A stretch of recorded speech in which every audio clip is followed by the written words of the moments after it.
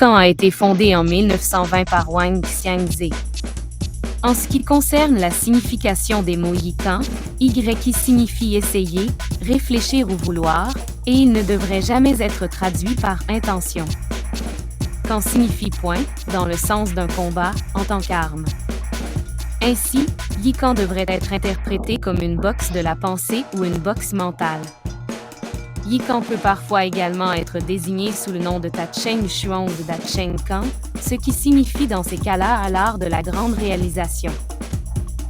Il est important de noter que dans le Yikan, il n'y a pas de routine fixe, de séquence de mouvements ou de forme fixe.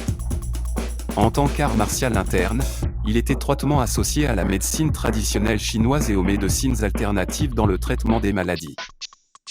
De plus, l'entraînement au Yikan repose largement sur la pratique du Zhangzuan, une forme de Qigong connue sous le nom de posture de l'arbre, qui est une méthode reconnue de méditation utilisée pour développer la capacité à accumuler le Qi, l'énergie vitale que l'univers nous donne. Il est originaire de Chine et son origine technique provient du Xing Yishuan ou Xing Yikan, du Tai Chi Chuan ou Tai Chi Kan et du Peakuachang ou Bakazang. Tous ces styles de Wushu interne. Wang Xiangze était le dernier disciple du grand maître Go Yunshen. À l'âge de 8 ans, la fragilité physique de Wang suscitait tant de soins et d'attention particulière que ses parents ont décidé de le présenter au maître Go, avec qui ils étaient amis, et Go a commencé par lui enseigner le style Xing Yishuan ou Xing Yikan, puis l'a initié à l'étude du Zhangzuan.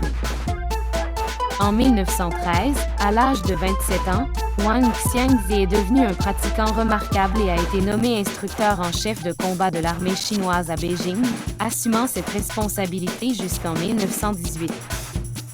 Wang est réputé pour n'avoir jamais été vaincu depuis qu'il a établi le Yikan comme son style. À l'âge de 33 ans, il ressentit le besoin d'évoluer et décida de partir en voyage à travers la Chine, cherchant à approfondir davantage ses connaissances des arts martiaux auprès des noms les plus connus des arts martiaux chinois de l'époque. Sa liste de maîtres comprend des noms importants tels que Heng Lin, 11e Tiefu, Fan Yizhuang et Jin Shaofeng. Après cette année d'études intenses, il décida de revenir à Beijing, où il s'établit en créant une école. Pendant cette période, il tissa des liens solides avec la communauté des maîtres d'arts martiaux qui enseignaient dans la capitale chinoise. Il rencontra alors des personnalités très respectées telles que Wu Yibi et Zhang Zhaodong et acquit la réputation d'un combattant et d'un sage.